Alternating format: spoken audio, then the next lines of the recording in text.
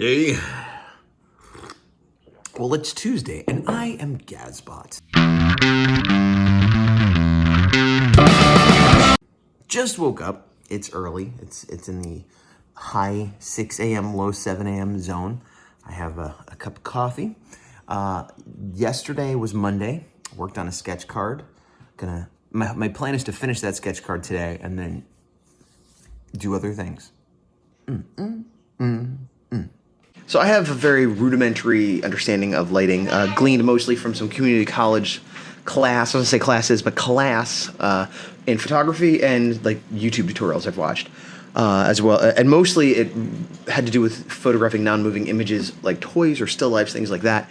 And first of all, I'm rusty on that knowledge. Second of all, I don't necessarily have the equipment or setup I need. And third of all, it all has to do with me being behind the camera, setting up a scene, as opposed to lighting myself while sitting at my computer with a ring light and other lighting sources that I can't necessarily control, like windows, which I guess I'd have to black out.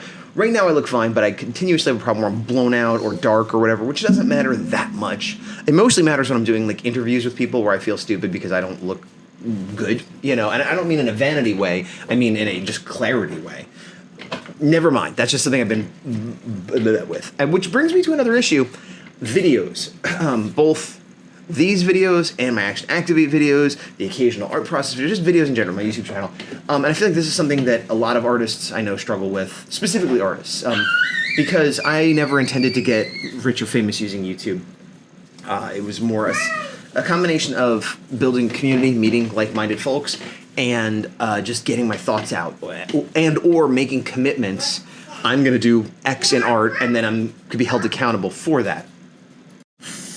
Depending on the video, I might have to do prep before, especially Power Rangers videos.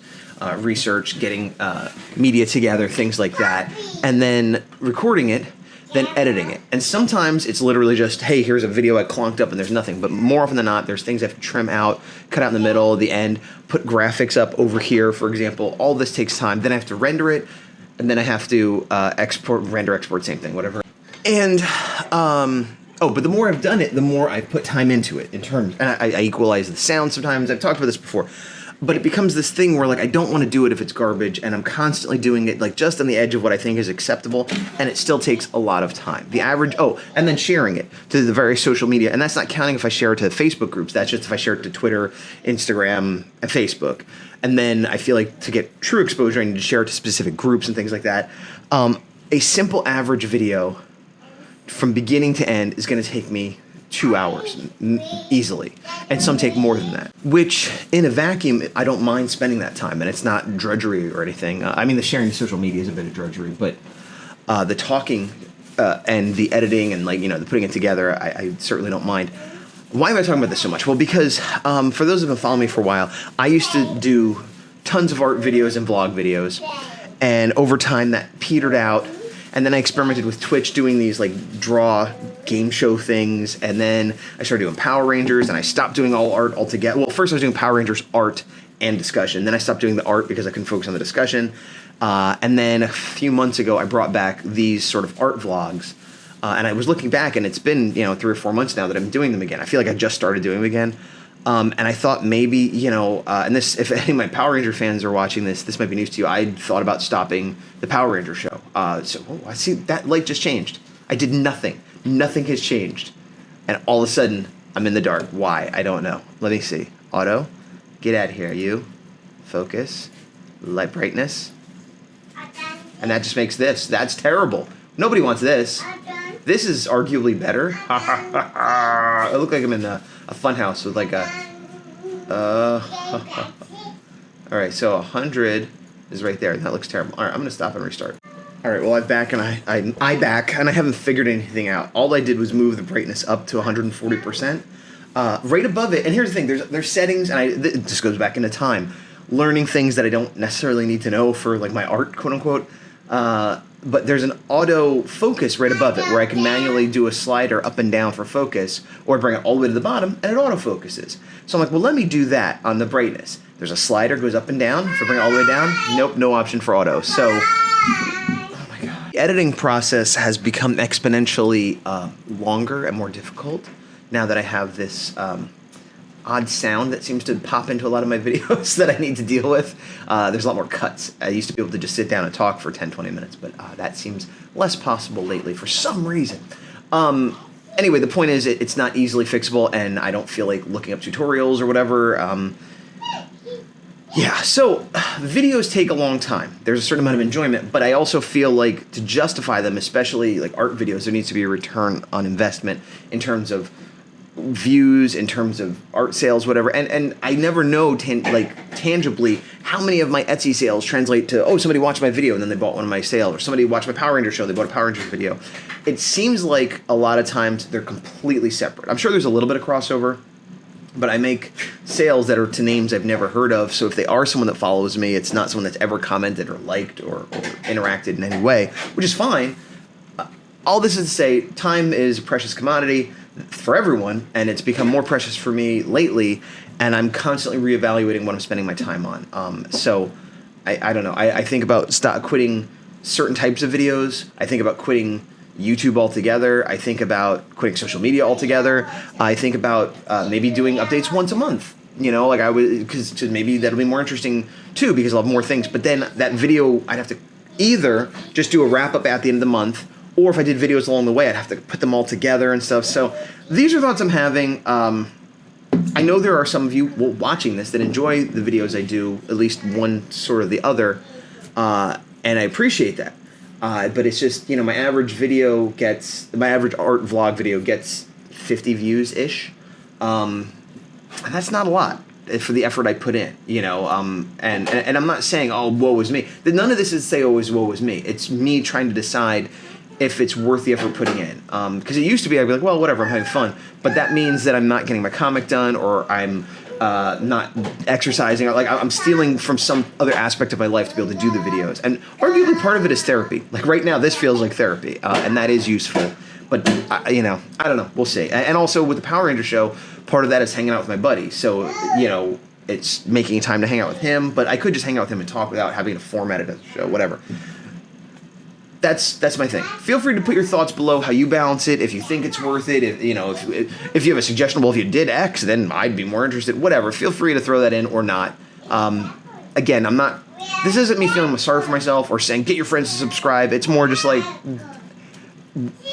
is what I'm getting out of this worth what I'm putting into it? That's really what I'm saying.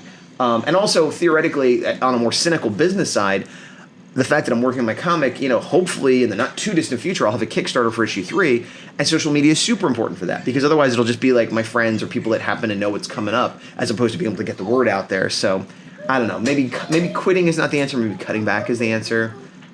I don't know. And with the Power Ranger show, there have been several milestones. We've been doing the Power Ranger show for a little over 2 years. I forget the exact amount. It was before Beast Morphers started. And I remember before COVID hit, we were going to do Power Morphicon. We were going to go to Power Morphicon. I don't know if we were going to do a panel or not. Our goal was to do a panel. I think we were maybe going to moderate the Matt Palmer Immortal Red Fox panel for a minute, and then we had a couple other friends in the, you know, actor friends and stuff, and I was going to sell my art, and so we were going to be there, and we were there the last one just selling my art, and we were going to really push the show and try to make people aware of it and do some interviews live on the spot, and it was going to be like, let's do that and see how it goes after. And if we get a big bump and things start moving along, then yeah, we'll stick with it for sure. But if not, maybe we'll quit, or at least cut back on the amount we do. Then COVID hit, and that Power Morphicon didn't happen. And we've had several milestones since then. We're like, well, let's see if this, and then that, and it just keeps rolling and rolling. And so, I don't know. And then there was Power Morphicon Online, which we did, which was a lot of fun, and it was a great honor to be asked, but it didn't translate into a ton of new subscribers or views. Like, it kind of stayed the same, you know? So, I don't know. Forgetting about all that, forgetting about videos, I have a little list of things to discuss. I made a little notepad. This last weekend, I went kayaking, which was awesome. I like getting out and getting exercise, but it also exhausts me, you know, because I'm not in great shape, and being out in the sun just has always exhausted me. And I think that's true of a lot of people. So this week, I've gotten 3 times out to various parks and hiking areas for between a half hour and an hour and a half each during the day, which is great. It's good for my health. It's good for my mental health. It's getting out in the world a little bit, which, because of the COVID and stuff, I haven't been doing as much. So it's all good. But then I'm physically exhausted. And previously I'd had trouble working on my art in the afternoon, which is what I try to do. I've been able to push through that and work on the art because I've been building some good art habits lately where I'm drawing just about every day, which is I hadn't been doing in a while. But then I'm like falling asleep at like 6 o'clock. I mean, I'm not literally falling asleep, but it's like, oh, it's time to do housework, or I should get that thing from the garage, or I need to go to the post office, or whatever other things that I usually do at that time. And I'm just like, I think I'm just going to sit and watch TV or draw or do it. Like, I'm just physically exhausted. So again, it's one of those things like I need to find a balance there of what amount of physical outdoor activity I can do and still retain usability later in the day. This week, today is Saturday. This week I followed the same plan I had been. Oh wait, is today Saturday? What's today? Yes, today's Saturday. Woo! I thought it was Friday for a minute. I've been following, because weekends don't mean as much to me as they used to. Monday and Tuesday I worked on a sketch card, and I finished it. Great. Wednesday and Thursday I worked on the horror. I worked on a new panel. I finished it.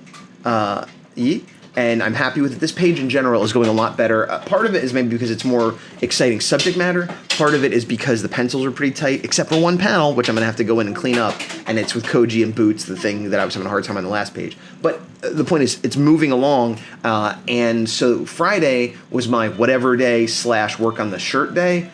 And I worked on the horror again, and I worked on another panel. I didn't get a ton of work done because, again, I was kind of tired and whatever, but it doesn't matter. But I did get a significant amount on that panel done here. And I was feeling pretty good. And today's Saturday, and I was thinking, when I have some time today, I think I'm going to keep working on the comic. Like, this is all good because I feel that drive, and I'm getting back in the zone and everything. Until I realized it's July 3rd. And I have 8 cards to be done by August 1st. And I had said before, I'm going to just do whatever and just do one a week or whatever. And I'm not going to worry about it until we hit July. Because now I have, 28 days to have 8 more cards done by August 1st.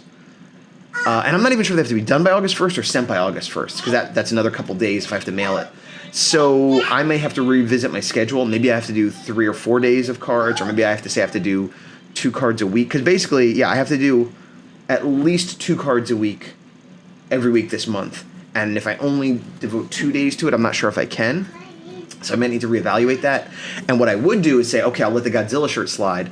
I don't yet have a deadline on the Godzilla shirt. I have a rough deadline that it's sometime in August. But if it's August 1st, then I might have to jump off the horror again, which now I don't want to. Sometimes I'm like, oh, good, I'm having a hard. But if I need to have that done by August 1st, then I definitely, then it'll be a tight to get the shirt and the cards done even without the horror. This brings back time in videos, you see. Not sure. There's another project I'm talking about doing, but that wouldn't be due until like November, so I'm not even worried about that right now. There's a lot of fireworks in my neighborhood, and I hate it. I mean, we're coming up on 4th of July, and I like it on 4th of July, but last night, I was in bed for 8 or 9 hours, which is like really long for me. I usually don't get, and I did not get 8 or 9 hours sleep. I got woken up multiple times by huge explosions in my neighborhood or far away, like big ones, like they were setting off car alarms and stuff. And you might say, well, it's the weekend of 4th of July, and I don't agree with that. It's 4th of July, not the whole weekend, and it's not little firecrackers or sparklers. I'm talking like big ones in the sky, like, in a residential neighborhood. And that's been going on, that goes on all the time. It's worse now, and it's worse in the summer, but it's like just constantly in this neighborhood, and I've never experienced it. And typically you get 2 types of people in this neighborhood.